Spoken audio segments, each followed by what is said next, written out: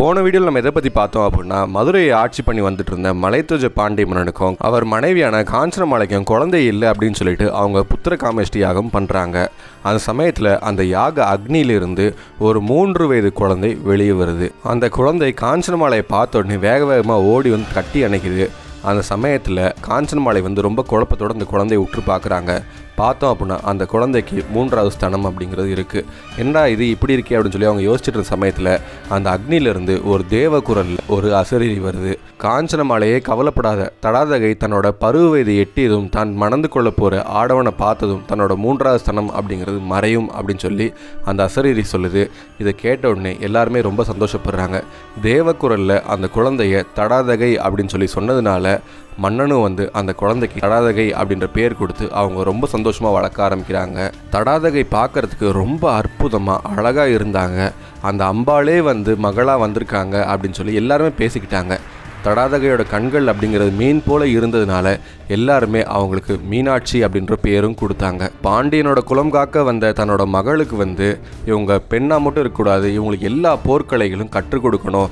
பாண்டிய வம்சத்திலே இப்படிப்பட்ட ஒரு பெண்ணை யாருமே பார்த்ததில்லைன்னு சொல்கிற அளவுக்கு மீனாட்சி பெருமை கொள்ளணும் அப்படின்னு சொல்லிட்டு பாண்டிய மன்னன் எல்லாமே கற்றுக் கொடுத்தாங்க. யானை ஏற்றம், குதிரை ஏற்றம், பயிற்சி, வாழ் பயிற்சி அப்படின்னு சொல்லி எல்லாத்தையும் கற்றுக் கொடுத்து முறையான கல்விகளையும் கொடுத்தாங்க. அவங்க எல்லாத்துலேயும் சிறந்த தேர்ச்சி பெற்று வந்தாங்க. இப்படி எல்லாத்துலேயும் சிறந்த தேர்ச்சி பெற்றிருந்த மீனாட்சியை பார்த்து பாண்டிய மன்னன் சொல்கிறாரு, எனக்கு ரொம்ப வயதாயிடுச்சு, என்னோட அரச பதவியை நான் உன்கிட்ட கொடுத்துட்டு நான் ஓய்வு பெற போகிறேன் அப்படின்னு சொல்லி சொல்கிறாங்க. அந்த சமயத்தில் மீனாட்சியும் ரொம்ப சந்தோஷமாக தன்னோட தந்தையான மலையத்துவஜ பாண்டிய மன்னன்கிட்ட இருந்து அரச பதவியை அவங்க ஏற்று முதல் முறையாக மதுரைக்கு ஒரு பெண் அரசியாக முடிசூடவும் செய்கிறாங்க. மீனாட்சி ஆட்சிக்கு வந்தோடனே அவங்க செஞ்ச முதல் காரியம் என்ன அப்படின்னா, ஒரு மிகப்பெரிய படையை திரட்டவும் செஞ்சாங்க. அவங்க சுற்றி இருக்கக்கூடிய எதிரி நாடுகள் மேலே பூரா படையெடுத்து அவங்கள பூரா கைப்பற்றணும் அப்படின்னு சொல்லி அவங்க முடிவு பண்ணவும் செஞ்சாங்க. மீனாட்சி ஒரு பெண்ணாக இருந்தாலும் அவங்களுக்கு பயம்னா என்னன்னே தெரியாமல் இருந்தாங்க. வீரத்துக்கு தாயாக இருக்கக்கூடிய அந்த அம்பாளே மீனாட்சியாக வந்திருக்காங்க. அவங்களுக்கு பயம்னா என்ன தெரியவா போகுது. அவங்க போர் பண்ணி போன எல்லா அரசர் மேலேயும் அவங்க வெற்றி கொண்டாங்க. அவங்களோட எதிரி நாடுகளை பூரா கைப்பற்றி அரசியாக இருந்த மீனாட்சி பேரரசியாக முடிசூடவும் செஞ்சாங்க. இப்படி மீனாட்சி தன்னோட ராஜ்யத்தை ரொம்ப சீரும் சிறப்புமாக அவங்க ஆட்சி பண்ணி வந்துட்டு இருந்தாங்க. அந்த சமயத்தில் மீனாட்சி எல்லா பெரியவர்களுக்கும் மரியாதை கொடுக்கவும் தெரிஞ்சிருந்தாங்க. எல்லா வேதியர்களுக்கும் மரியாதை கொடுக்க தெரிஞ்சிருந்தாங்க. நிறையா இடங்களில் ஆலயங்கள் அமைச்சாங்க. நிறையா விதங்களில் மக்களுக்கு பயனுள்ள விதமாக அவங்க ஆட்சி பண்ணவும் செஞ்சாங்க. இப்படி மீனாட்சியோட ஆட்சி காலத்தில் சந்தோஷம் மட்டுமே நிறைஞ்சிருந்துச்சு. அந்த சமயத்தில் தான் மலைத்துவஜ பாண்டிய மன்னன் காலமன்னார். மலைத்துவஜ பாண்டிய மன்னனுக்கு எல்லா இறுதி சடங்குகளும் செஞ்சுட்டு மீனாட்சி திரும்பவும் சீரும் சிறப்புமாக ஆட்சி பண்ணிட்டு இருந்தாங்க. ஆனால் காஞ்சனமாலைக்கு எப்போவுமே ஒரு சோகம் இருந்துகிட்டே இருந்துச்சு. அப்போ மீனாட்சி தன்னோட தாயான காஞ்சனமாலையோட சோகத்தை பார்த்து, என்னாச்சு, ஏன் சோகமாக இருக்கீங்க அப்படின்னு சொல்லி கேட்குறாங்க. அவங்க சொல்கிறாங்க, நான் ஒரு ஆண் பிள்ளை பெற்றிருந்தா கூட கவலை இல்லாமல் இருந்திருப்பேன், ஆனால் ஒரு பெண்ணை பெற்றிருக்கேன். உனக்கு சரியான வயது வந்தோடனே உனக்கு திருமணம் பண்ணி கொடுக்கறதுக்கு உன் தந்தையும் இல்லை. நான் ஒரு தாயாக இருந்து நான் என்ன பண்ண போகிறேன்னு எனக்கே தெரியல. உனக்கு எங்கே போய் நான் மாப்பிள்ளை தேட போகிறேன்னு எனக்கு தெரியல. ஏன்னா நீ எந்த இடத்துக்கு போனாலும் அங்கே வெற்றி மட்டுமே பார்த்து வந்துட்டுருக்க. உன்னை யார் திருமணம் பண்ண போகிறாங்கன்னு சொல்லி எனக்கு ரொம்ப கவலையாக இருக்குது அப்படின்னு சொல்லி சொல்கிறாங்க. இதை கேட்ட உடனே மீனாட்சி புரிஞ்சுக்கிறாங்க. தன்னோட தாயோட கவலையை தீர்க்கறதுக்காக மீனாட்சி காஞ்சனமாலையை பார்த்து சொல்கிறாங்க, தாயே கவலைப்படாத, என்னையை திருமணம் பண்ணிக்கூடிய அளவுக்கு தகுதி பெற்ற ஆடவரை நானே தேடி போகிறேன். இந்த உலகம் முழுக்க சுற்றி வரேன். நான் யார் மேலேயும் போர் தொடுக்க மாட்டேன். என்னை திருமணம் பண்ணிக்கிறதுக்கு தகுதியான வீரன் யார் இருக்காங்க, அவங்க மேலே எனக்கு ஒரு ஆசையோ பேரன்போ ஏற்பட்டுச்சு அப்படின்னா அவங்க நான் திருமணம் பண்ணிக்கிறேன். அவங்க யார் அப்படிங்கிறத தேடி நானே இந்த உலகத்தை சுற்றி வர எனக்கு விடை கொடுங்க அப்படின்னு சொல்லிட்டு மீனாட்சி காஞ்சனமாலை கேட்குறாங்க. காஞ்சனமாலையும் பார்த்து பத்திரமா போயிட்டு வா அப்படின்னு சொல்லி சொல்கிறாங்க. மீனாட்சி பெரிய படைகள்லாம் திரட்டாமல் அவங்க 4 வகை சேனைகளோட மீனாட்சிக்கு ஆலோசனை சொல்லக்கூடிய சுமதி தேவியை அழைச்சிக்கிட்டு அவங்க கிளம்பவும் செய்கிறாங்க. இப்படி தான் திருமணம் பண்ணிக்கூடிய மணவாளனை தேடி திக்விஜயம் கிளம்பின மீனாட்சி அவங்க திருமணம் பண்ணிக்கூடிய அந்த ஆடவரை சந்திச்சாங்களா, அவங்க போகக்கூடிய இந்த திக்விஜயத்தில் என்னெல்லாம் நடந்துச்சு அப்படிங்கிறப்ப தெரியணும் அப்படின்னா இந்த வீடியோ ஸ்கிப் பண்ணாமல் முழுசாக பாருங்கள்.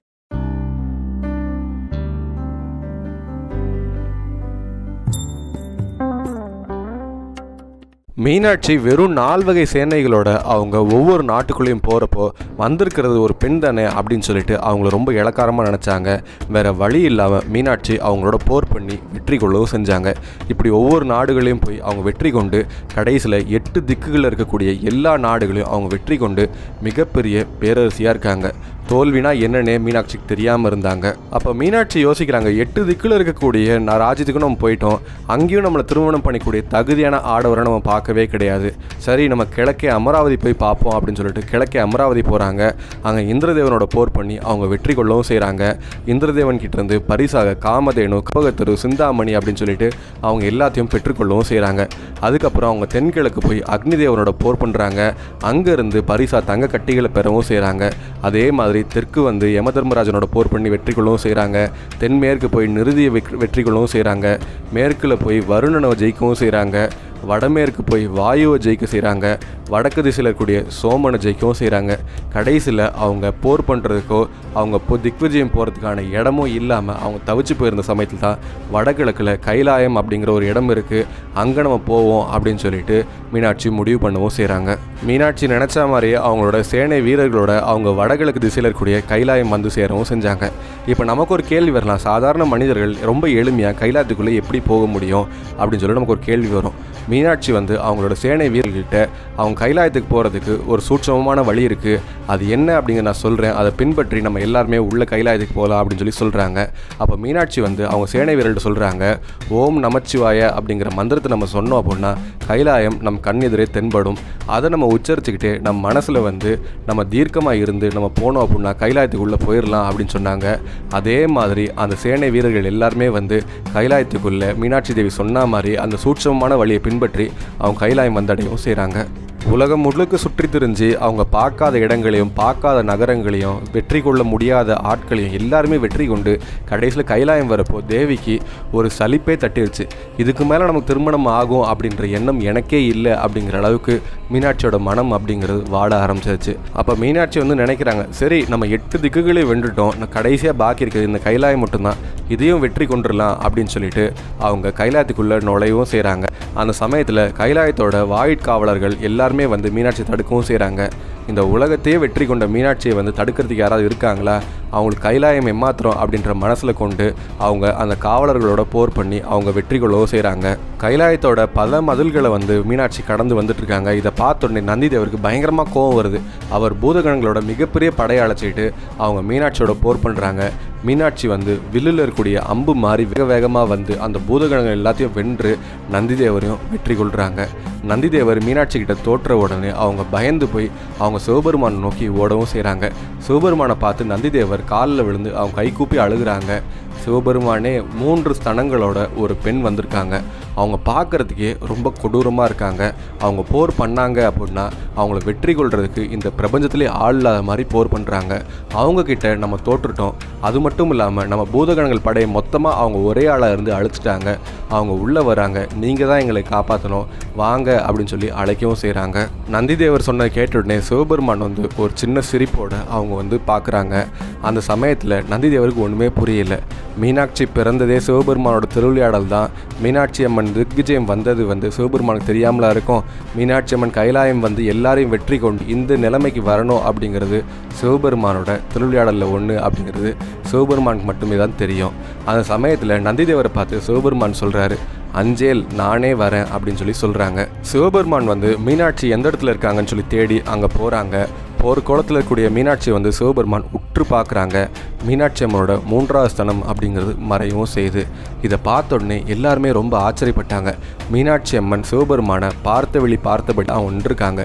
ஏன் அப்படின்னா சிவபெருமான் அவ்வளோ அழகு, இவ்வளோ பேரை வெற்றி கொண்டு இந்த 8 திக்குகளையும் வெற்றி கொண்டு வெற்றியை மட்டுமே பார்த்து வந்த இந்த வீர மங்கைக்கு வீரம் எங்கே போச்சு அப்படின்னு கேட்குற அளவுக்கு மீனாட்சி அம்மனுக்கு வெக்கம் அப்படிங்கிறது வருது. மீனாட்சியோட கையில் இருக்கக்கூடிய வில்லு அம்பும் வந்து தன்னை அறியாமல் கை நழுவி கீழே விழுகுது. வெக்கத்தையே அறியாத மீனாட்சி முதல் முறையாக வெக்கப்பட்டு தலை குனிஞ்சு நிற்கவும் செய்கிறாங்க.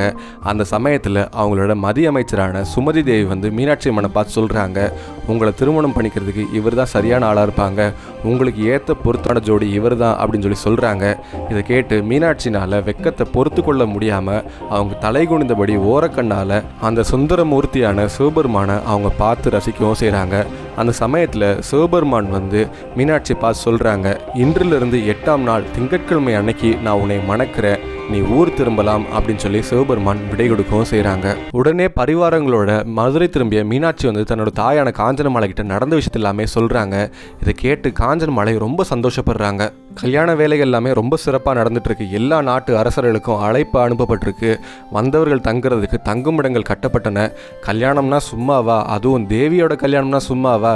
தேவி 8 திக்குகளையும் வென்ற அரசி, அவங்களோட கல்யாணத்துக்கு எத்தனை பேர் வருவாங்க? 8 நாள் கூட கிடையாது. இந்த கல்யாணத்தை ரொம்ப சிறப்பாக நடத்தணும்னு சொல்லிட்டு எந்த இடம் திரும்பினாலும் உத்தரவுகள் சத்தம் தான் கேட்டுக்கிட்டே இருந்துச்சு. அங்கே வேலை செய்யக்கூடிய வேலைக்காரர்கள் எல்லாமே ஒரு இடம் நிற்காம சுறுசுறுப்பாக வேலை செஞ்சுட்டு இருந்தாங்க. இன்றைக்கு வரும் எல்லா பாதைகள்லையும் நகரங்கள்லையும் வந்து தண்ணீர் பந்தல்கள் அமைக்கப்பட்டிருந்துச்சு. மாப்பிள்ளை வீட்டார்களுக்கு தேவையான ஆபரணங்கள், பட்டு ஆடைகள் எல்லாத்தையுமே வந்து கற்பகத்தரு கொடுத்துட்டு இருந்துச்சு. காமதேனுவோ பால், தயிர், மோர், பழங்கள், தேன் அப்படின்னு சொல்லி எல்லா விதமான உணவுப் பொருட்களையும் கொடுத்துட்டு இருந்துச்சு. சிந்தாமணியோ தன்னோட அற்புத சக்தியால் ரத்தினங்களையும் முத்துக்களையும் வாரி வழங்கிட்டு இருந்துச்சு. முத்துக்களாலையும் ரத்தினங்களாலையும் பதிக்கப்பட்ட ஒரு மிகப்பெரிய கல்யாண மண்டபத்தை வெகு விரைவாக அவங்க கட்டி முடிக்கவும் செஞ்சாங்க. மதுரை முழுக்க எந்த இடம் திரும்பினாலும் வாழை மரங்களும் மாவிளை தோரணங்களாலையும் கட்டப்பட்டு அலங்கரிக்கப்பட்டு பெண் வீட்டார்கள் மாப்பிள்ளை எப்போ வருவாங்க அப்படின்னு சொல்லி அவங்க ஆவலோட காத்துட்டு இருந்தாங்க. மதுரையே வந்து ரொம்ப கோலாகலமாக காட்சி அளித்துட்டு இருந்துச்சு. மதுரையில் மீனாட்சியோட திருக்கல்யாணத்தை எதிர்பார்த்து மீனாட்சி வீட்டார்கள் எல்லாருமே காத்துட்டு இருந்தாங்க. நீங்கள் நினைக்கலாம், என்னடா இவங்க பெண் வீட்டார் பக்கம் மட்டுமே பேசியிருக்காங்க, மாப்பிள்ளை வீட்டு பக்கம் எதுவுமே நடக்கலையா? அவங்க எப்படி கிளம்புனாங்க? அவங்க எத்தனை பேர், யார் யாரெல்லாம் வராங்க அப்படின்னு சொல்லி நீங்கள் யோசிக்கலாம். மாப்பிள்ளை வீட்டு பக்கம் வந்து சுந்தரேஸ்வரர் மூர்த்தியோடு சேர்ந்து சங்குகர்ணன், மகாகர்ணன், கண்டகர்ணன், தூலகர்ணன் அப்படிங்கிற கணத்தலைவர்கள் எல்லாமே கிளம்ப ஆரம்பித்தாங்க. வைகுண்டம், சத்தியலோகம், தேவலோகம், திக்பாலர்கள் இருக்குமிடம் அப்படின்னு சொல்லி 8 திக்குகள் இருக்கக்கூடிய எல்லா லோகங்களுக்கும் வந்து இந்த கல்யாண செய்தி அப்படிங்கிறது பரவ ஆரம்பிச்சது. கருட வாகனத்தில் ஸ்ரீதேவி பூதேவியோட மகாவிஷ்ணு வந்தார். அன்ன வாகனத்தில் சரஸ்வதியோட பிரம்மா சேர்ந்து வந்தார். இந்திரன் இந்திரானோடையும், அதுக்கப்புறம் ரம்பை, மேனகை, ஊர்வசி, திலோத்தமை போன்ற அப்சரஸ்திரிகளும் வந்தாங்க. வித்யாதரர்கள், கந்தர்வர்கள் அப்படிங்கிற எல்லாருமே வந்து அவங்க மனைவிமார்களோட அவங்க கைலாயம் வந்து சேரவும் செஞ்சாங்க. இவங்க மட்டும்தானா அப்படின்னு சொல்லி பார்த்தோம் அப்படின்னா கிடையாது. மேரு முதலிய 7 மலைகளும், நாவலம் முதலிய 7 தீவுகளும், பார்க்கடல் முதலிய 7 கடல்களும், கங்கை, காவேரி, சிந்து, தாமிரபரணி அப்படிங்கிற எல்லா ஆறுகளும் தன்னோட நிஜ உருவம் கொண்டு அவங்க சிவபெருமானை நோக்கி அவங்க வரவும் செஞ்சாங்க. அவங்க கைகளில் அவங்க காணிக்கையை கொண்டு அவங்க சுந்தரமூர்த்தியை பின்தொடரவும் செஞ்சாங்க. சிவபெருமானோ தன்னோட வழக்கமான ஆடையான மான் தோலையும் புலித்தோலை களைந்து விட்டுட்டு அவர் மேலே இருந்த பாம்புகள் எல்லாமே கலற்றி விட்டுட்டு வாசனை திரவங்களை பூசிக்கிட்டு பட்டு ஆடைகளும் தங்க ஆபரணங்களையும் அணிஞ்சு அவங்க சுந்தரமூர்த்தியாக இப்பேற்பட்ட படை சூழ அவங்க ரிஷப வாகனத்து மேலே ஏறி புறப்படவும் செஞ்சார். ரத்தினங்களால் இழைக்கப்பட்ட வெண்குடை வந்து குண்டோதரன் தாங்கி பிடிக்கவும் செஞ்சாங்க. எல்லா பூதகணங்களும் மங்களவாதியங்கள் வாசித்து கொண்டு அவங்க ஆரவாரத்தோடு வராங்க. அப்பப்பா சிவபெருமான் இவ்வளோ பெரிய படையோட அவங்க கல்யாணத்துக்கு புறப்பட்டு வரக்கூடிய இந்த அழகை வந்து அந்த 1000 நாவு படைச்ச அந்த ஆதிசேஷனாலேயும் வர்ணிக்க முடியாது. பார்க்கவே அவ்வளோ அற்புதமாக இருந்துச்சு. உலகத்தில் ஒரு ரிஷி, ஒரு முனிவர் விடாமல் எல்லாருமே வந்து மீனாட்சி சுந்தரேஸ்வரர் திருமணம் பார்க்கறதுக்காக அவங்க கிளம்பி வரவும் செஞ்சாங்க. மதுரையில் கால் வைக்கிறதுக்கு இடமே கிடையாது. பூலோகத்தில் இருக்கக்கூடிய 56 தேச அரசர்கள் பரிவாரங்களோட சிவபெருமானை சூழ்ந்து அவங்க வந்து மதுரைக்கு வரவும் செய்கிறாங்க. மதுரையில் ஒரே கூட்ட நெரிசல். இந்த நெரிசலுக்கு நடுவில் வந்த சிவபெருமான் கிட்ட நந்திகேஸ்வரர் அவரோட கரங்களை கொடுத்து அவர் ரிஷப வாகனத்துலேருந்து கீழே இறக்கவும் செய்கிறாரு. அதுக்கப்புறம் அவர் பட்டு கம்பளத்தில் நடந்து வரவும் செய்கிறாரு. எல்லாருமே சிவபெருமான் கிட்ட ஆசீர்வாதம் வாங்கிறதுக்கு அவங்க பாதங்களில் பணிகிறாங்க. சுந்தரமூர்த்தியை பார்த்த உடனே காஞ்சனமாலைக்கு பயங்கரமான சந்தோஷம். அவங்க நேராக சுந்தரேஸ்வரர்கிட்ட வந்து அவங்க கேட்குறாங்க, என்னோட மகளை மணந்து இந்த பாண்டி நாட்டையும் நீங்கள் தான் ஆட்சி புரியணும், நீங்கள் தான் எங்களுக்கு நல்வழி புரியணும் அப்படின்னு சொல்லி கேட்குறாங்க. சுந்தரேஸ்வரரும் ஒரு சின்ன சிரிப்பு சிரிக்கிறாரு. அந்த சமயத்தில் அழகான பெண்கள் எல்லாமே வந்து சிவபெருமானுக்கு பாத பூஜை பண்ணி விடுறாங்க. காஞ்சனமாலை வந்து முத்துகளையும் ரத்தினங்களையும் அவர் பாதங்களில் கொட்டவும் செய்கிறாங்க. இப்படி பெண் வீட்டார்கள் வந்து சுந்தரேஸ்வரருக்கு பாத பூஜை பண்ணி அவங்க வரவேற்றதுக்கப்புறம் மகாவிஷ்ணுவும் பிரம்மதேவனும் இருபுறமும் இருந்து ஈசனை அவங்க திருமண மண்டபத்துக்குள்ளே அழைச்சிட்டு வரவும் செய்கிறாங்க. சிவனார் மண்டபத்துக்குள்ளே வந்ததுக்கப்புறம் நாரதர் வந்து தன்னோட யாழ் மீட்டி அவங்க பாட்டு பாடவும் செய்கிறாங்க. ரம்பை, ஊர்வசி போன்ற அப்சரஸ் கன்னிகள் அங்கே நடனமாட செய்கிறாங்க. வசிஷ்டர், பிரகஸ்பதி போன்ற முனிவர்கள் வந்து அங்கே வேத மந்திரங்களை ஜெபிக்கவும் ஆரம்பிக்கிறாங்க.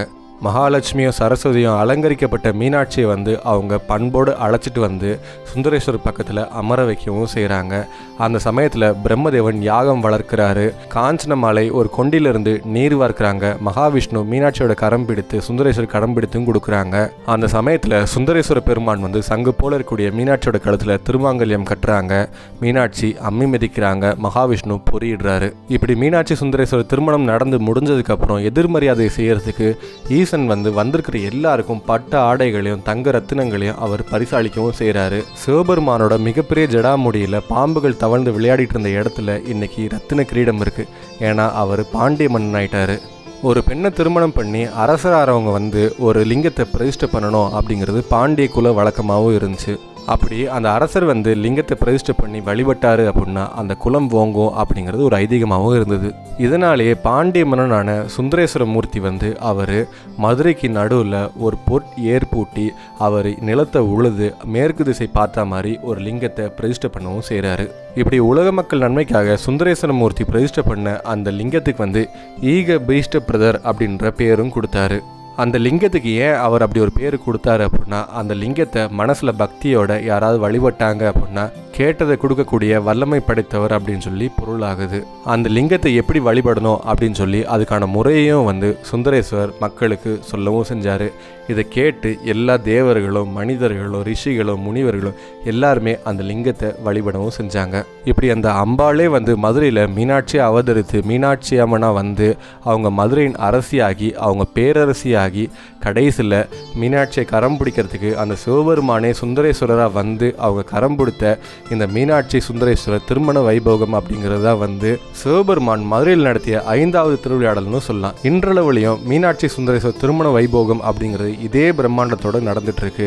இந்த மீனாட்சி சுந்தரேஸ்வரர் திருமண வைபவத்துக்கு யாராவது போயிருந்தீங்கன்னா உங்கள் அனுபவம் என்ன அப்படிங்கிறத கமெண்ட்டில் சொல்லுங்கள். இந்த வீடியோ பிடிச்சிருந்துச்சுன்னா ஒரு லைக் போடுங்க. இந்த வீடியோ உங்கள் ஃப்ரெண்ட்ஸ் அண்ட் ஃபேமிலிக்கு ஷேர் பண்ணுங்கள். இந்த வீடியோ பார்த்துருக்க நீங்கள் இன்னும் நம்ம இயல் சேனல் சப்ஸ்கிரைப் பண்ணல அப்படின்னா உடனே சப்ஸ்கிரைப் பண்ணுங்கள். கூடவே நோட்டிஃபிகேஷன் பெல் பட்டனை கிளிக் பண்ணீங்க அப்படின்னா நாங்கள் போடுற வீடியோஸ் எல்லாமே உங்களுக்கு உடனுக்குடன் நோட்டிஃபிகேஷன் தான் வரும்.